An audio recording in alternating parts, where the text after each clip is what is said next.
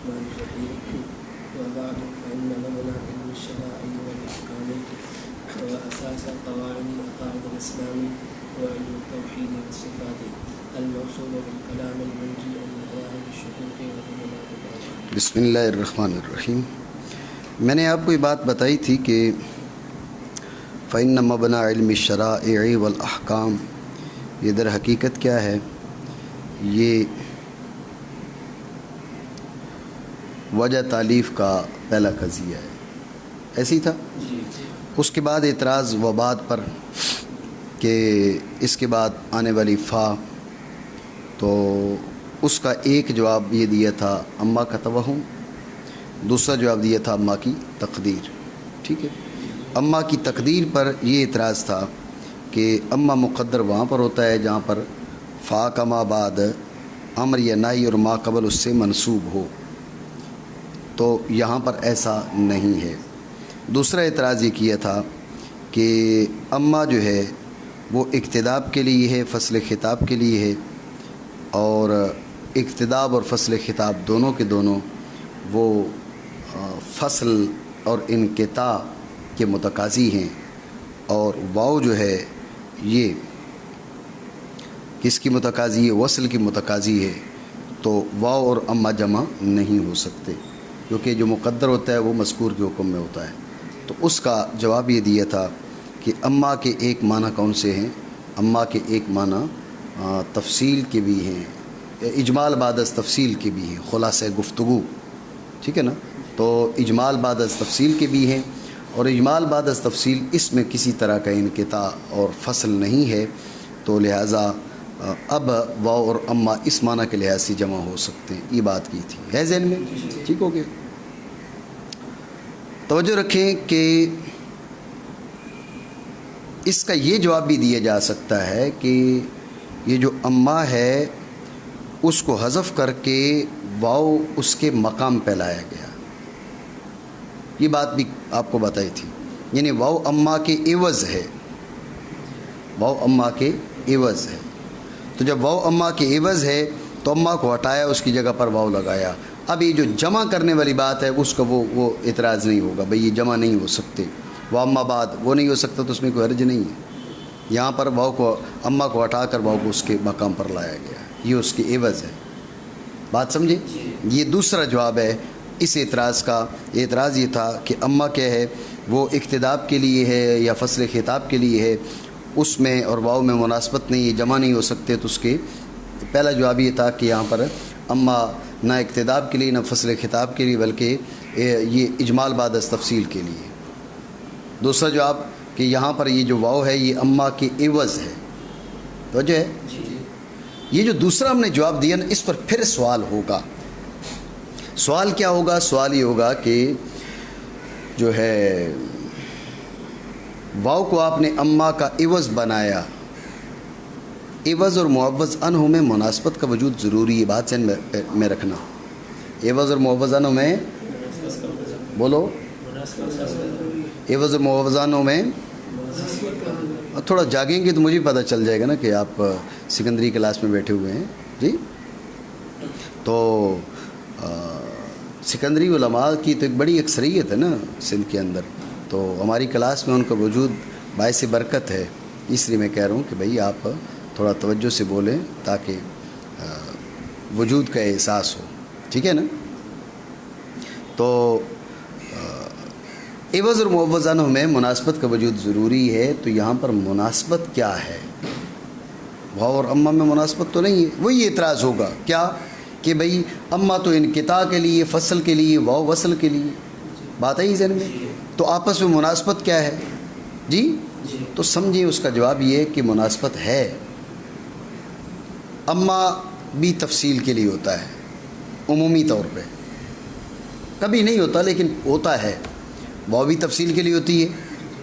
جاء زید و بکر، تو یہ عطف جو ہے یہ تفصیلی کے لیے ہوتا ہے. تو اما بھی تفصیل کے لیے، واو بھی تفصیل کے لیے. جب دونوں تفصیل کے لیے ہیں تو مناسبت بنی نہ بنی؟ تو تعویض کے لیے اتنی مناسبت کافی ہے. واو کو عوض بنائیں، کس کے؟ اما کا عوض بنائیں، اور اما بھی تفصیل کے لیے، واو بھی تفصیل کے لیے. اس قدر کافی ہے. اس قدر کافی ہے عوض ہونے کے لیے. میری بات آپ سمجھیں؟ ٹھیک ہو گیا. لیکن وہ جو پہلا اعتراض تھا نا اماں کی تقدیر والا، اماں کی تقدیر پر پہلا اعتراض کیا تھا کہ اماں کی تقدیر وہاں جائز ہے جہاں پر فا کا ما بعد امر یا نہی ہو اور ما قبل کیا ہو اس سے منسوب ہو. اس کا جواب نہیں دیا جاتا. سمجھے بات کو؟ یعنی اس کا جواب ہم نے نہیں دیا، جس کا مطلب ہے کہ یہ اعتراض درست ہے.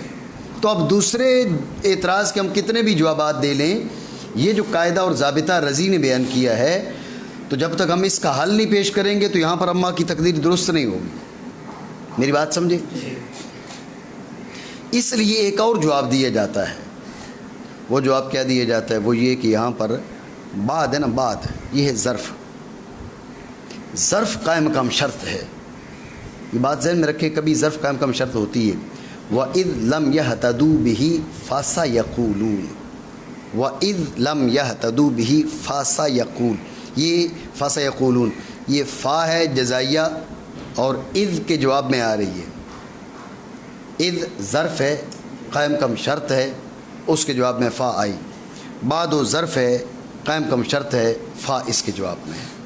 میری بات سمجھے؟ توجہ ہے؟ یہ ایک جواب یہ ہے. یعنی اعتراض وہی ہے کہ اماں ہے نہیں، جواب میں فا کیسے. پہلا جواب دیا تھا کہ اماں کا توہم، دوسرا جواب ہے اماں کی تقدیر. اماں کی تقدیر پر دو اعتراضات تھے، جن میں سے دوسرے اعتراض کے تو ہم نے جوابات دیے ہیں، لیکن پہلے اعتراض کا کوئی جواب نہیں دیا. اسی پہلے اعتراض کا تیسرا جواب یہ ہے کہ یہاں پر اماں مقدر نہیں ہے، نہ متوہم ہے، بلکہ یہاں پر بعد ظرف ہے جو قائم کا شرط ہے، اس کے جواب میں فا آ رہی ہے. جی اس کی تائید کے لیے ہم نے اس مبارک آیا کو پیش کیا. وَإِذْ لَمْ يَهْتَدُوا بِهِ فَسَيَقُولُونَ. تو وَإِذْ لَمْ یہاں پر اذ کیا ہے؟ ظرف ہے قائم کم شرط ہے، اس کے جواب میں فَسَيَقُولُونَ وہ فا آ رہی ہے. تو جیسے وہاں پر ظرف قائم کم شرط جواب میں فا، یہاں پر بھی بعد ظرف قائم کم شرط جواب میں فا. بات میری سمجھی ہو نہیں سمجھی؟ ٹھیک ہو گیا. یہ تیسرا جواب ہے. لیکن آپ ذہن میں رکھنا یہ تیسرا جواب بھی مخدوش ہے. کیسے؟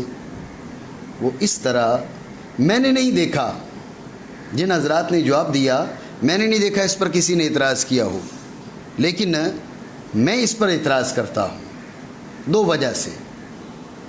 ایک وجہ یہ ہے کہ ظرف قائم کم شرط، آپ ظرف کو شرط کا قائم کم بنا سکتے ہیں جب کہ ظرف کے معنی اس کی اجازت دیں. تو جو ہے جب کہ سکندری صاحب جب کہ اس کی اجازت دیں، جب ظرف کے معنی اس کی اجازت دیں اس وقت آپ ظرف کو شرط کا قائم کم بنا سکتے ہیں. سمجھے بات کو؟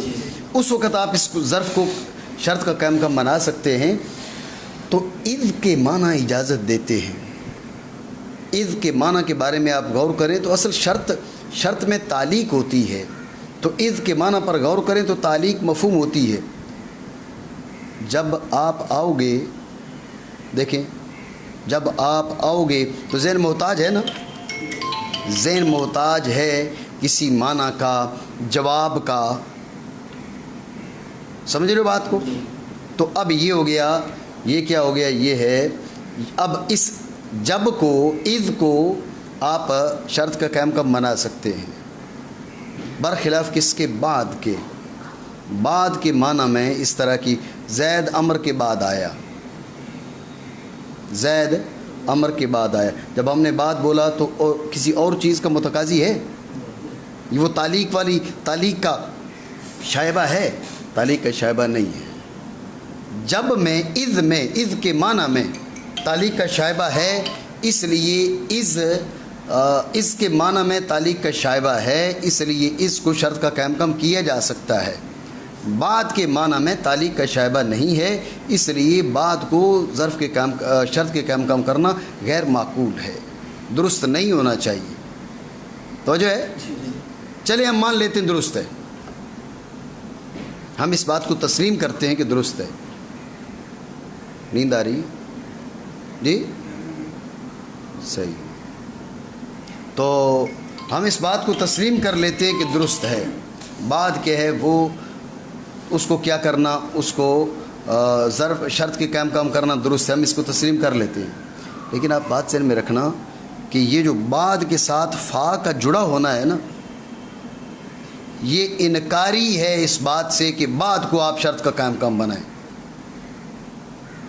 وَإِذْ لَمْ يَهْتَدُوا بِهِ فَسَيَقُولُونَ، اب اذ میں اور فا میں فصل ہے، کلمہ شرط اور فا کو آپس میں جمع نہیں کیا جاتا۔ آپ دیکھیں نا، اما بعد یا جو اما زید فمنطلق کے بارے میں آپ کیا کہتے ہیں؟ اصل میں تھا مہما یکم من شیء فزید منطلق، فا جو تھی وہ زید پر تھی، لیکن جب مہما یکم من شیء کو حذف کر کے اما کو وہاں لگا دیا تو کلام یوں بن گئی اما فزید منطلق۔ کلمہ شرط اور فا کا اتصال کیا ہے؟ یہ درست نہیں تھا، اس لیے ہم نے کیا کیا؟ فا کو منتقل کر دیا ما بعد کی جانب۔ فا کو خبر کی جانب کیوں منتقل کیا گیا؟ تاکہ کلمہ شرط اور فا کا اتصال لازم نہ آئے۔ تو کلمہ شرط اور فا کے اتصال کو ختم کرنے کے لیے فا کو منتقل کر کے خبر پر لے جایا گیا۔ جب یہ بات آپ کے ذہن میں آ گئی تو اب بعد وہ کلمہ شرط ہے تو فا کے اس کے ساتھ اتصال کیسے درست ہو سکتا ہے؟ فا اس کے ساتھ جڑ کر کیسے آ سکتی ہے؟ پہلا اعتراض میں نے یہ کیا کہ بعدوں کے معنی میں گنجائش ہی نہیں ہے کہ یہ اس کا قائم ہو سکے۔ دوسرا یہ اعتراض ہے برتقدیر تسلیم کہ بعدوں کے معنی میں گنجائش ہو جب بھی اس مقام پر یہ قائم شرط نہیں، کیونکہ اگر اس مقام پہ قائم شرط ہوتا تو فا اس سے متصل نہ ہوتی۔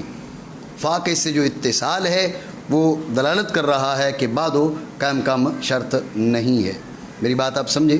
تو بہرحال تیسرا جواب ہم نے یہ دیا تھا، یہاں پر ظرف قائم شرط ہے، تو اس پر دو وجہ سے میں نے اعتراض کیا کہ ظرف کو قائم شرط یہاں پر نہیں بنا سکتے۔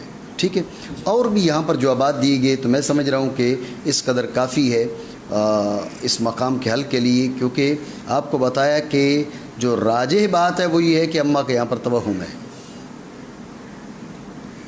اماں کے یہاں پر توہم ہے، اور توہم کی بنیاد پر اس قسم کے کلمات جو ہیں، اس قسم کی گفتگو ہو جاتی ہے، تو در حقیقت یہ جو فا ہے یہ اماں کے توہم کی وجہ سے۔ میری بات آپ سمجھیں؟ ٹھیک ہو گیا، مانا کرے۔ اور بعد حمد و صلات کے تو بے شک مبنا وہ امر ہے جس پر کوئی اور شے مبنی ہو، کسی اور چیز کی بنیاد ہو، وہ مبنا ہے۔ یہ دیوار کی جو بنیاد ہے یہ دیوار کا مبنا ہے، آپ سمجھ رہے بات کو؟ ٹھیک ہے، تو مبنا جس پر کوئی اور چیز مبتنی ہو، کسی اور شے کی بنیاد رکھی گئی ہو، بات سمجھے؟ یہ ہو گیا مبنا۔ علم الشرائع والاحکام، توجہ رکھیں، الشرائع جمع شریعتن کی، کس کی؟ شرائع جمع شریعتن کی۔ شریعت ویسے تو طریقہ کو کہتے ہیں، الطریقۃ المسلوکہ، وہ رستہ جس پہ چلا جائے، سمجھے بات کو؟ شرع کے معنی ظہور کے بھی ہوتے ہیں۔ تو بہرحال شریعت جو ہے عرف شرع میں کس پر بولا جاتا ہے؟ دین اسلامی پر اور دین محمدی پر بولا جاتا ہے۔ توجہ ہے؟ شریعت کس پر بولا جاتا ہے؟ دین اسلامی پر اور دین محمدی پر۔ اتنی بات آپ کے ذہن میں آئی؟ توجہ ہے نہیں ہے؟ توجہ ہے؟ علم الشرائع، شریعت ہو گئی دین اسلام، دین محمدی، اتنی بات آئی ذہن میں؟ جب یہ بات آپ کے ذہن میں آ گئی تو یہاں پر ایک سوال بھی سمجھیں۔ مبنا علم الشرائع، شرائع جمع شریعت کی، شرائع کس کی جمع؟ شرائع جمع شریعتن کی، اور شریعت ہے دین اسلامی، تو اکیلے شریعتن ہو گئے دین اسلامی، تو جو الشرائع جمع ہے اور وہ بھی کثرت اور وہ بھی منتہی الجموع، تو یوں ہونا چاہیے طرف فَإِنَّ مبنا علم الشریعت، علم الشرائع کا مطلب کیا ہے؟ دین جو ہے اکیلے ایک لفظ شریعتن میں آ گیا، پورا دین، توجہ ہے؟ پورا دین ایک لفظ شریعتن میں آ گیا۔ جب پورا دین ایک لفظ شریعتن میں آ گیا تو اب شرائع کہنے کی کیا معنی؟ اور اس کی کیا توجیہ؟ آپ اعتراض سمجھے نہیں سمجھے؟ بات ہے ذہن میں؟ یہ اعتراض ہے، اس کا جواب سمجھیں۔ اس کا جواب یہ کہ شرائع جمع شریعتن کی، شریعت کا اطلاق دین اسلامی کے ساتھ ساتھ دین کے ہر مسئلہ پر بھی کیا جاتا ہے۔ تو جو ہے دین کے ہر مسئلہ کو بھی شریعت کہا جاتا ہے۔ جیسے پورا دین شریعت ہے، ایسے ہر مسئلہ بھی شریعت ہے۔ تو یہاں پر جو شرائع کہا اس معنی کے لحاظ سے کہا، معنی پھر کیا ہوں گے؟ فَإِنَّ مَبْنَا عِلْمِ الْمَسَائِلِ الشَّرْعِيَّةِ، فَإِنَّ مَبْنَا، آواز آئے نہیں تو پھر جو ہے نا میں پھر سکندری کہوں گا، توجہ ہے؟ تو فَإِنَّ مَبْنَا عِلْمِ الْمَسَائِلِ الشَّرْعِيَّةِ، ایک ہر مسئلہ شریعت ہے۔ جب ہر مسئلہ شریعت ہے اس لحاظ سے اس کو جمع لایا گیا۔ میری بات آپ سمجھے نہیں سمجھے؟ ٹھیک ہو گیا۔ فَإِنَّ مَبْنَا عِلْمِ الشَّرَائِعِ، تو شرائع جمع شریعت کی، شریعت سے مراد دین نہیں ہے، ہر مسئلہ دینیہ ہے۔ میری بات سمجھے؟ ٹھیک ہو گیا۔ اس کے بعد کا والاحکام، احکام جمع حکم کی، کس کی؟ کس کی؟ ذہن میں رکھیں کہ حکم کے معنی اصطلاح میں کیا ہے؟ خطاب اللہ تعالی المتعلق بافعال المکلفین بالاقتضاء والتخییر۔ کیا؟ خطاب اللہ تعالی المتعلق بافعال المکلفین بالاقتضاء والتخییر۔ یہ اب تک جو ہے یہ معنی یاد ہو جانے چاہیے تھے۔ خطاب اللہ تعالی المتعلق بافعال المکلفین بالاقتضاء والتخییر، یہ ہیں کس کے معنی؟ یہ ہیں حکم کے معنی۔ بات ہے ذہن میں؟ پھر آپ ایک اور چیز سمجھیں، حکم کے معنی ہے خطاب اللہ، حکم کے معنی کیا ہیں؟ حکم کے معنی کیا ہیں؟ خطاب اللہ تعالی المتعلق بافعال المکلفین بالاقتضاء والتخییر، یہ ہو گئے حکم کے معنی۔ پھر حکم کے معنی ہیں ان کے نزدیک، اصولیوں کے نزدیک اور فقہا کے نزدیک، اور اصول فقہ میں اور معنی کیے جاتے ہیں حکم کے، فروع فقہ میں اور کیے جاتے ہیں۔ اصول فقہ میں حکم کے معنی کیے جاتے ہیں ایجاب، حکم کے معنی ایجاب، حکم کے معنی کیا ہے؟ اور اس میں فروع فقہ میں حکم کے معنی ہے وجوب۔ بات ہے ذہن میں؟ اصول فقہ میں اصطلاح کے لحاظ سے، اصول فقہ میں اصطلاح کے لحاظ سے حکم کے معنی ہے ایجاب الفعل، ٹھیک ہے نا؟ اور فروع فقہ میں حکم کے معنی ہے کون الفعل واجباً، یعنی وجوب فعل۔ یہ فرق ذہن میں رکھنا، حکم کے معنی خطاب اللہ ہی ہیں، حکم کے معنی خطاب اللہ تعالی المتعلق بافعال المکلفین بالاقتضاء والتخییر۔ یہ اصولی بھی یہی معنی کریں گے اور فروع فقہ میں بھی یہی معنی کیے جاتے ہیں، لیکن اس کے یہ معنی کرنے کے باوجود جو ہے جو اصولی ہیں، اصول فقہ والے ہیں، وہ حکم کے معنی کرتے ہیں ایجاب، اور جو فروع فقہ والے ہیں یہ معنی کرتے ہیں وجوب۔ بات آئی ذہن میں؟ تو یہ جو ہے اس معنی کی وجہ سے اب پھر یہ خطاب کے معنی میں تبدیلی کرتے ہیں۔ اصولی کیا کہیں گے؟ الکلام الموجہ للافہام، خطاب کے معنی یہ کرتے ہیں، ٹھیک ہے نا؟ الکلام الموجہ للافہام، یہ اصول فقہ والے معنی کرتے ہیں۔ تو یہ معنی کرنے کی وجہ ان کی یہ ہے کہ اصل میں حکم کے معنی میں اختلاف ہے۔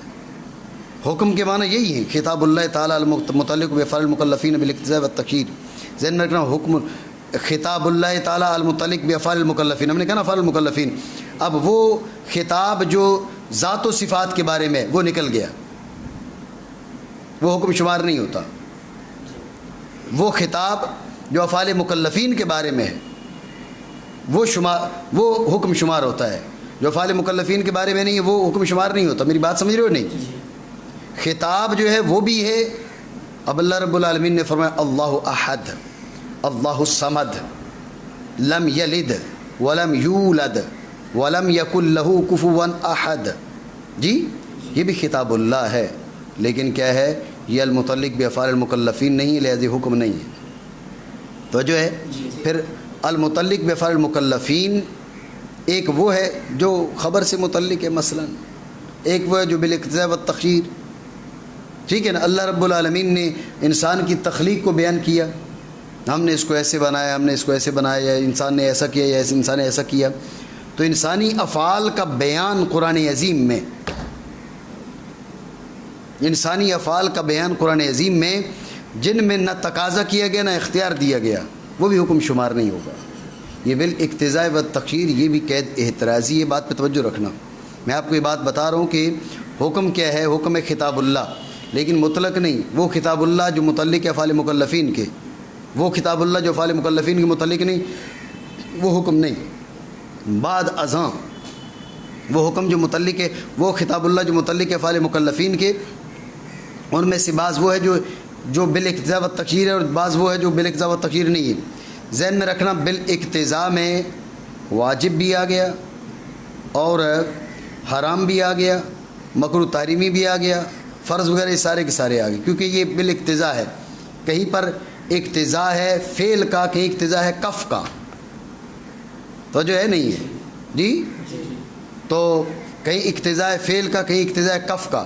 اس کے بعد ہے تخییر، یہ اباحت، بات ہے یہ ذہن میں۔ تو تخییر میں اباحت آ گئی، اقتضاء میں فرض ہے، واجب ہے، حرام ہے، مکروہ تحریمی ہے، یہ سارے کے سارے کس میں آ گئے، اقتضاء میں آ گئے، بات آئی ذہن میں۔ تو کہنے کا مقصد یہ ہے کہ وہ خطاب الہی جس کا تعلق افعال مکلفین سے ہو، اور مطلق نہیں بلکہ افعال مکلفین سے تعلق ہونے کے ساتھ ساتھ اور اس کے بعد کیا معاملہ ہو، وہ تعلق اقتضاء کے لحاظ سے ہو یا تعلق تخییر کے لحاظ سے ہو، تو اب کیا ہے وہ بنے گا، کیا وہ حکم کہلائے گا، ورنہ وہ حکم نہیں کہلائے گا۔ میری بات آپ سمجھ رہے نہیں سمجھ؟ ٹھیک ہو گیا، مانا کریں۔ بے شک مبنا، تمہاری آواز نہیں آ رہی جی، تو مستثنا ہے۔ بے شک مبنا علم شرائع اور علم احکام کا، میں نے آپ کو شرائع کے معنی بھی بتا دی اور احکام کے معنی بھی بتا دیے، تو جو ہے تو اس میں علم الشرائع والاحکام، اس سے مراد کیا ہے؟ اس سے مراد اصول فقہ اور فروع فقہ ہے۔ کیا مراد ہے؟ کیا مراد ہے؟ علم الشرائع والاحکام جو ہے اصول فقہ اور فروع فقہ کو کہا جاتا ہے۔ مراد یہ ہے، بعض حضرات نے یوں کہا کہ علم الشرائع سے مراد اصول فقہ ہے، علم الاحکام سے مراد فروع فقہ ہے، اس طرح کی تفصیل کرنے کی، لیکن حاصل کلام یہی ہے کہ علم الشرائع والاحکام کا مطلب ہے اصول فقہ اور فروع فقہ۔ کیا کیا اتنی بات آئی ذہن میں؟ جب یہ بات آ گئی ذہن میں تو اب مطلب کی طرف بھی توجہ رکھو۔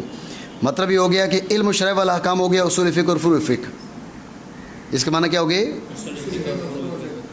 اب مبنا پہ، فإن مبنا اصول الفقہ وفروعہ، ان مبنا اصول الفقہ وفروعہ ہوا علم الکلام۔ یہاں بیان کیا کر رہے ہیں؟ یہاں بیان کر رہے ہیں اصول فقہ کی بھی جس پہ بنیاد ہے وہ علم کلام ہے۔ اصل جو بات ہے وہ بھی سمجھو، علم الشرائع والاحکام سے مراد ہو گیا اصول فقہ اور فروع فقہ۔ کیا مراد ہو گیا؟ ٹھیک ہے۔ اور اس کا مبنا کیا ہے؟ کہا اس کا مبنا علم کلام ہے۔ اس کا مبنا کیا ہے؟ مطلب یہ ہو گیا کہ اصول فقہ کی بنیادیں بھی علم کلام پر ہیں۔ کیا معنی ہو گئے؟ کیا معنی ہو گئے؟ بات آئی ذہن میں؟ بات آئی ذہن میں؟ اب یہ سمجھ لیں کیسے ہے۔ دیکھیں نا، اصول فقہ مستنبط ہیں کس سے؟ قرآن و حدیث سے، نصوص سے، شرع سے، ایسے ہی ہے۔ جو فروع فقہ ہے یہ ویسے ہی اصول فقہ پر مبنی۔ اصول فقہ میں جو اصول اور ضابطے ہیں ان کا استنباط شریعت سے، قرآن سے، حدیث سے، ایسے ہی ہے۔ آپ ذہن میں رکھیں، قرآن کیا ہے؟ کلام الہی۔ قرآن کیا ہے؟ تو کلام الہی کا ثبوت تو تب ہوگا جبکہ وجود باری تعالیٰ، توحید باری تعالیٰ، حیات، قدرت، سمع، بصر، علم، یہ ساری کی ساری چیزیں ثابت ہوں گی، یہ ساری کی ساری چیزیں تمہیں معلوم ہوں گی، تو تب کلام تم کہہ سکتے ہو یہ اللہ کی کلام ہے۔ اگر معاذ اللہ کسی کی نظر میں وجود باری تعالیٰ ہی ثابت نہ ہو تو وہ قرآن کو اللہ کی کلام کہہ سکتا ہے؟ بھئی قرآن کو اللہ کی کلام کیسے، جب اس کی نظر میں ذات باری تعالیٰ اور وجود باری تعالیٰ وہی ثابت نہیں ہے اور اس کو اس پہ ایمان نہیں ہے، تو پھر قرآن عظیم کو کلام باری تعالیٰ کیسے کہہ سکتا ہے؟ میری بات آپ سمجھ رہے نہیں؟ تو ذہن میں رکھنا، وجود پہ، وحدانیت پہ، کلام پہ اور سمع پہ، بصر پہ وغیرہ وغیرہ، اس پہ جو دلائل ہیں وہ اس علم میں ہے۔ بات سمجھی؟ وہ یہ جو علم ہے یہ ان پر دلائل پیش کرتا ہے۔ ہم یہ نہیں کہہ رہے کہ اس کا وجود معاذ اللہ کوئی اس علم کلام سے مترشح، معاذ اللہ ثم معاذ اللہ، ہم یہ کہہ رہے ہیں کہ اس کے وجود پر دلائل اس میں ہیں، اس کے علم پر، اس کی سمع پر، اس کے کلام پر، اس کے ارادہ پر، اس کی قدرت پر دلائل اس سے ہیں۔ تو نظر عقل میں تو جو ہے، نظر عقل میں جو اس کا وجود ہے وہ اس سے ثابت ہے، نظر عقل میں اس کا جو وجود ہے وہ علم کلام سے ثابت ہے، یہ یوں کہے کہ مبرہن ہے، دلائل ہے اس کے اندر۔ بات ہے ذہن میں؟ اب آئیں اس بات کی طرف۔ دعویٰ کیا تھا؟ دعویٰ یہ تھا کہ اصول فقہ کا مبنی علم کلام۔ دعویٰ کیا ہے؟ اصول فقہ کا مبنی علم کلام، یہ دعویٰ ہے۔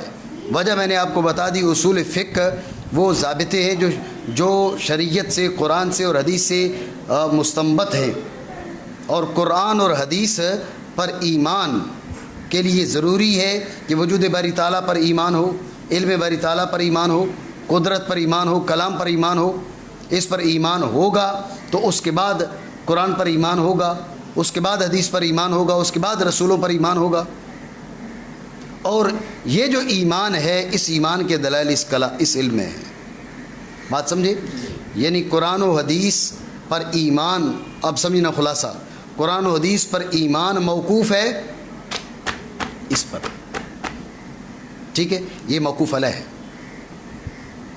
یہ آپ کو دلائل پیش کرے گا، دلائل بتائے گا، آگے چل کے تم نتیجتاً قرآن و حدیث پہ ایمان لاؤ گے۔ قرآن و حدیث پہ ایمان لاؤ گے تو اب کیا ہے، بات ہوگی اصول فقہ کی۔ تو اصول فقہ کا یہ مبنی بنا نہ بنا؟ میری بات سمجھے نہیں سمجھے؟ ٹھیک ہے، تو اس انداز میں یعنی دعویٰ کیا تھا؟ دعویٰ اس لیے کہا فَإِنَّ مَبْنَى علم الشرائع والأحکام هو علم الکلام۔ علم الشرائع والاحکام کا جو مبنی ہے وہ علم کلام ہے۔ تو علم الشرائع والاحکام کا مبنی علم کلام ہے، تو میں نے آپ کو بتا دیا کہ وہ کس انداز میں۔ فروع فقہ کا مبنی اصول فقہ تو خود سے معلوم ہے نا، اصول فقہ کا مبنی ہے قرآن و حدیث، قرآن و حدیث پر ایمان موقوف ہے علم کلام پر۔ نہیں سمجھو بات؟ ٹھیک ہو گیا؟ مانا بعد حمد و صلات کے تو بے شک علم الشرائع والاحکام کا مبنی، اس کے بعد کہا وہ اساسہ قواعد عقائد الاسلام۔ ٹھیک ہے، اساس کے معنی بنیاد کی ہیں، قواعد جمع قاعدہ کی ہے۔ قاعدہ وہ قضیہ کلیہ ہے کہ جو اپنے موضوع کی تمام تر جزیات کے احکام پر مشتمل ہو اور تمام تر جزیات اس پر منطبق ہو۔ ٹھیک ہے نا؟ قضیۃ کلیۃ منطبقۃ علی جمیع جزیات موضوعها۔ بات ہے ذہن میں؟ تو قواعد جمع قاعدہ کی، قاعدہ وہ قضیہ کلیہ ہے جو اپنے موضوع کی تمام تر جزیات کے احکام کو بیان کرے اور اس تمام تر جزیات اس پر منطبق ہو۔ ٹھیک ہو گیا؟ یہ ہو گیا قاعدہ۔ اب عقائد، عقائد جمع عقیدہ کی، تو الاسلام، اسلام معروف ہے۔ اساسہ قواعد عقائد الاسلام، جو عقائد اسلام ہیں یعنی عقائد اسلامیہ ہیں، عقائد اسلامیہ کے جو قاعدے ہیں، عقائد اسلامیہ کے جو قاعدے ہیں ان کی بنیاد بھی علم کلام ہے۔ توجہ ہے نہیں ہے؟ عقائد اسلامیہ کے جو قاعدے ہیں، ضابطے ہیں، توجہ ہے؟ یہاں پر قاعدے کو اصطلاحی معنی میں لیں، وہ قضیہ کلیہ جو اپنے موضوع کی تمام تر جزیات پر منطبق ہو۔ توجہ ہے؟ اس اصطلاحی معنی میں آپ لے سکتے ہیں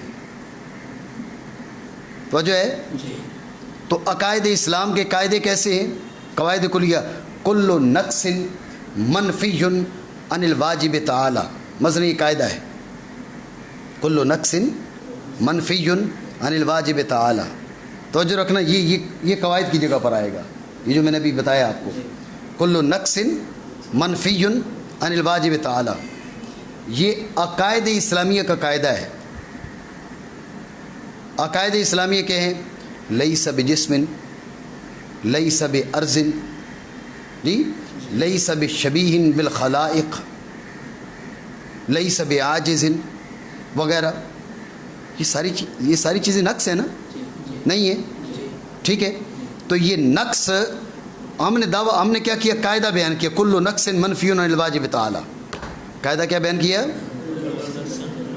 کل نقص منفی عن الواجب تعالی، کل نقص منفی عن الواجب تعالی، یہ ہم نے قاعدہ بیان کیا. اب یہ قاعدہ ہے اور عقائد اسلامی اس کی جزیات ہیں.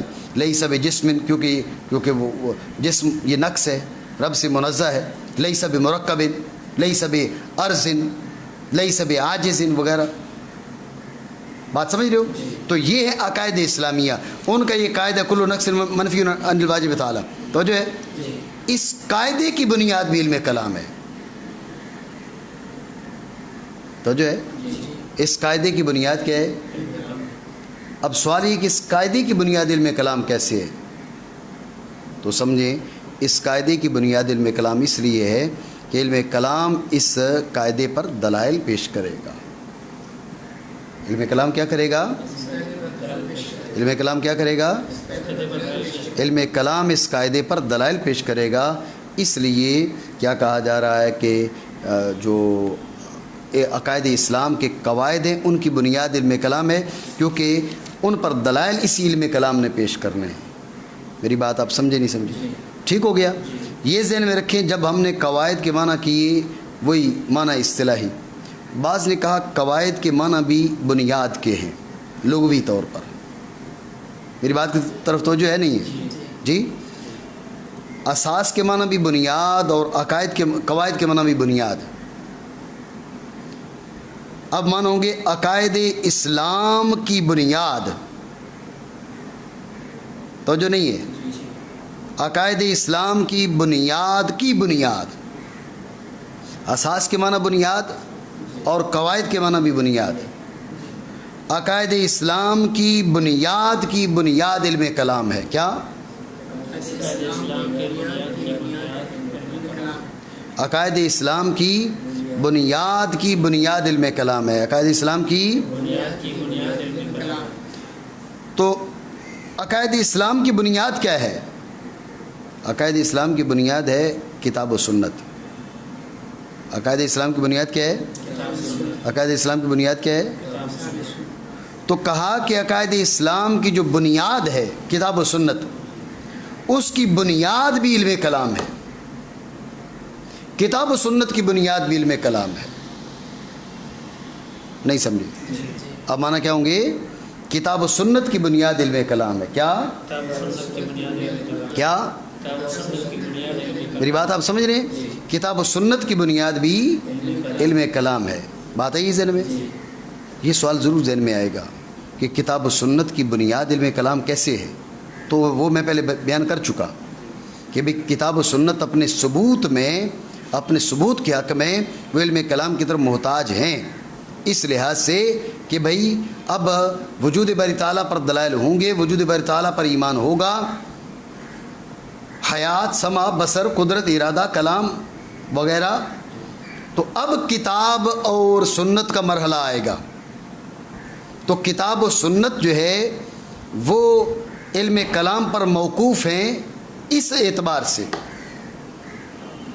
تو کتاب و سنت کی جو بنیاد ہے وہ علم کلام کیسے، وہ آپ کو بتایا. کتاب و سنت پر جو ایمان ہے وہ موقوف ہے وجود باری تعالیٰ پر ایمان، کلام باری تعالیٰ پر ایمان، قدرت پر ایمان، سمع پر ایمان، بصر پر ایمان، حیات پر ایمان، ارادہ پر ایمان. ان سب امور پر ایمان ہوگا تو اس کے بعد آپ کا ایمان کتاب اور سنت پر ہو سکتا ہے. اس کے بغیر آپ کا ایمان کتاب و سنت پر نہیں ہو سکتا. تو کتاب و سنت جو ہے وہ اس لحاظ سے موقوف ہے کس پر؟ علم کلام پر. اس لحاظ سے کہا کہ اساسہ قواعد عقائد الاسلام. میری بات آپ سمجھے نہیں سمجھے؟ ٹھیک ہو گیا. یہ آپ کو بتایا کہ قواعد کے معنی اگر قواعد کلیہ ضوابط اصطلاحی معنی لیں تو جب بھی یہ معنی درست ہے یہ معنی بھی کیے جا سکتے ہیں. اور قواعد بمعنی اساس لے لیں. مطلب کیا ہوگا؟ قواعد کے معنی اساس یعنی کتاب و سنت، یعنی عقائد اسلام کی جو بنیاد ہے یعنی کتاب و سنت، اس کی بنیاد علم کلام ہے. توجہ ہے نہیں ہے؟ صحیح نہیں ہے توجہ. اس پر ایک خارجی سوال بھی ہے.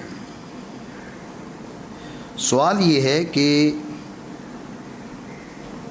جو عقائد اسلامیہ ہیں نا، یہ یوں کہ علم کلام جن نظریات کو ثابت کرتا ہے وہ نظریات کتاب و سنت پر موقوف ہیں. یہ بات ذہن میں رکھنا. عقائد اسلامیہ میں اور فلسفیوں کی جو مباحث الہیہ ہیں ان میں فرق یہی ہے کہ وہ محض عقلیات ہیں اور یہ وہ نظریات ہیں جو کتاب و سنت سے ثابت ہیں.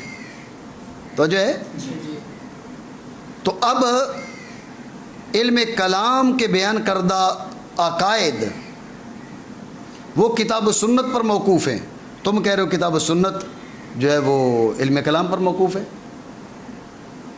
تم نے کہا کتاب و سنت علم کلام پر موقوف، حالانکہ علم کلام کتاب و سنت پر موقوف ہے. تو اگر تو کتاب جو علم کلام ہے وہ تو کتاب و سنت پر موقوف ہے. اگر آپ کہو کہ جو کتاب و سنت یہ اس پر موقوف ہے، یہ تو دور لازم آئے گا. کتاب و سنت اس پر موقوف، وہ اس پر موقوف. اعتراض سمجھے نہیں سمجھے؟ تو جو ہے جب یہ اعتراض آپ کے ذہن میں آ گیا، جواب کا خلاصہ سمجھیں. حاصل جواب یہ کہ دور تب لازم آتا ہے جب کہ توقف کی جہت ایک ہو. تو جو ہے دور کب لازم آتا ہے؟ جب کہ توقف کی جہت ایک ہو. یہاں پر توقف کی جہت ایک نہیں ہے. یہاں توقف کی جہت ایک نہیں ہے. کتاب و سنت موقوف ہیں علم کلام پر اپنے ثبوت کے حق میں، اور علم کلام موقوف ہے کتاب و سنت پر اعتداد اعتبار اور شمار کے حق میں. وضاحت سمجھو. جو فلسفہ کے مباحث ہیں، حکمت الہیہ میں جو مباحث ہیں، جو مسائل بیان کیے جاتے ہیں، وہ بھی ان پر بھی دلائل عقلیہ ہیں. علم کلام میں بھی ان پر دلائل عقلیہ ہیں. سمجھ رہے ہو بات؟ چلیں مزید سمجھ لو. دو قسم کے مسائل بیان کیے جاتے ہیں. ایک وہ جنہیں ہم سمعیات کہتے ہیں. سمعیات پر جو دلائل ہیں وہ نقلی دلائل ہیں. حشر ہے، حشر اجساد ہے، عذاب قبر ہے، وغیرہ وغیرہ. یہ سارے کے سارے جو مسائل ہیں یہ سمعیات ہیں. توجہ ہے؟ کچھ وہ ہیں جو عقلیات ہیں. علم کلام کے عقلیات اور حکمت الہیہ کے عقلیات میں فرق یہ ہے. دوبارہ چل پڑا؟ صحیح. ادھر سے بند ہو گیا تھا کیا؟ جی صحیح. توجہ ہے آپ کی؟ تو جو نظریات ہیں کون سے؟ جو علم کلام میں بیان ہوتے ہیں یہ اپنے اعتداد اعتبار اور شمار کے حق میں کتاب و سنت پر موقوف ہیں. مطلب اس کا یہ ہے کہ علم کلام میں وہ نظریات نہیں ہیں جو عقلمات سے ثابت ہیں. ثابت انہیں عقل کرتی ہے، لیکن ہم اس کے بعد شریعت کو دیکھتے ہیں، شریعت اس کو مان رہی ہے. شریعت میں اس کی جانب کوئی اشارہ ہے. شریعت کہتی ہے ٹھیک ہے، وَكَلَّمَ اللَّهُ مُوسَىٰ تَكْلِيمًا. تو جو ہے تو اب شریعت نے کہا کلام ہے، سمع ہے، بصر ہے، قدرت ہے، ارادہ ہے. یہ باتیں شریعت نے تسلیم کی. تو اب ہم نے کیا کہا؟ ہم نے کہا یہ دلیلیں ہمارے پاس عقلی ہیں، لیکن عقلی دلیل کے بعد پھر ہم نے شریعت کو دیکھا کہ شریعت ان کو تسلیم کر رہی ہے نہیں کر رہی. عذر و شرعی معتبر ہیں، معتبر نہیں. عذر و شرع معتبر تھے، ہم نے ان کو عقائد اسلامی قرار دے دیا. جبکہ حکمت الہیہ میں فلاسفہ کے ہاں وہ اس بات کے پابند نہیں کرتے اپنے آپ کو کہ شریعت ان کو مانے یا نہ مانے. دلیل عقلی قائم ہے لہذا وہ مان لیتے ہیں. یہ بنیادی فرق ہے علم کلام میں اور حکمت الہیہ میں. بات سمجھ رہے ہو؟ تو اب جو کتاب و سنت ہیں وہ موقوف ہیں کس پر؟ وہ موقوف ہیں علم کلام پر اپنے ثبوت کے اعتبار سے، اور علم کلام موقوف ہے کتاب و سنت پر اپنے اعتداد اور اعتبار کے لحاظ سے۔ بات ہے ذہن میں؟ تو توقف میں یہ توقف شیء علی نفس ہی، اور دور تب لازم آتا ہے جب کہ توقف کی جہتیں کو یہاں جہتیں مختلف ہیں۔ میری بات آپ سمجھے؟ مانا کریں۔ اور عقائد اسلامیہ کے قواعد کی بنیاد وہ علم التوحید والصفات ہے۔ ذہن میں رکھیں کہ علم التوحید والصفات اور علم الکلام دونوں ہی نام ہیں اس علم کے۔ وجہ تسمیہ آگے چل کے بیان کر رہے ہیں شاعر رحمہ اللہ تعالیٰ، وہیں پر ہم بھی بیان کریں گے۔ علم التوحید والصفات بھی اس کا نام ہے اور علم الکلام بھی اس کا نام ہے، لیکن علم الکلام چونکہ زیادہ مشہور ہے اس لیے اس کے بارے میں کہا الموسوم۔ تو جو ہے وہ زیادہ مشہور تھا اس لیے اس کے لیے لفظ بولا الموسوم، اور علم التوحید والصفات نسبتاً کم مشہور تھا اس لیے اس کو پہلے علم التوحید والصفات کا، اب آگے الموسوم بالکلام کا۔ المسمى بھی کہہ سکتے تھے، المسمى نہ کہنے کی وجہ یہ ہے کہ اگر المسمى کہتے تو یہ وہاں پڑتا شاید اس کا نام الکلام ہی ہے، علم التوحید والصفات اس کا نام نہیں ہے۔ جیسے الموسوم کہا، موسوم ہے نا علامت لگانا وغیرہ، ٹھیک ہے نا، تو لہٰذا نام دونوں ہیں، علم التوحید والصفات بھی نام ہے، علم الکلام بھی نام ہے، وجہ تسمیہ آگے آتی ہے۔ ٹھیک ہو گیا؟ علم توحید و صفات جس کا نام رکھا گیا علم الکلام۔ المنجی اور المنجی ذہن میں رکھیں، دونوں پڑھے جا سکتے ہیں۔ کیا کہا؟ نجات دینے والا، غیاہب الشکوک، غیاہب جمع غیہب کی، غیہب ہے سخت تاریکی، سخت سیاہی، معمولی نہیں، شدید سیاہی، شدید تاریکی، توجہ ہے؟ اور شک کیا ہے؟ شک تصور ہے جب کہ دونوں جانبیں برابر ہوں، اور ظلمات جمع ظلمت کی، تاریکی ہے، اوہام جمع وہم کی۔ وہم توجہ رکھیں وہ تصور ہے جو تصدیق کے مقابل جانب مرجوح ہے، اس کو بھی وہم کہا جاتا ہے، سمجھے بات کو؟ اور حواس خمسہ باطنہ جو ہیں ان میں سے بھی ایک حادثہ وہم کہلاتا ہے، سمجھے بات کو؟ اوہام جمع وہم کی، وہم وہ تصور ہے جو ظن کے مقابلے میں ہوتا ہے، تصور کی 8ویں قسم، اور وہم حواس خمسہ باطنہ میں سے ایک حادثہ، اس کو بھی وہم کہا جاتا ہے۔ بات ہے ذہن میں؟ تو یہاں پر وہ حادثہ مراد ہے، کیونکہ وہم کی ظلمات، وہم کی تاریکیاں مراد اصل یہ ہے کہ اس وہ جو قوت وامیہ ہے نا، قوت وامیہ بعض اوقات جو قضایا عقلیہ ہیں ان پر غالب آ جاتی ہے اور ان کے ساتھ معارض ہوتی ہے، جس سے انسان نتیجے تک نہیں پہنچ سکتا، اس لیے کہا کہ ظلمات الاوہام۔ میری بات سمجھ رہے ہو؟ لیکن یہ ذہن میں رکھنا، بکثرت جو واقع ہوتا ہے وہ شک واقع ہوتا ہے، شک کا وقوع بھی بکثرت ہے اور ہے وہ زیادہ مضر اور خطرناک، اس لیے شک کے ساتھ غیاہب، شدید تاریکی، شدید سیاہی یہ لفظ استعمال کیا، اور اوہام کے ساتھ ظلمات استعمال کیا۔ بات سمجھے نہیں؟ مانا کریں نجات دینے والا شک کی شدید سیاہی سے اور اوہام کی تاریکیوں سے۔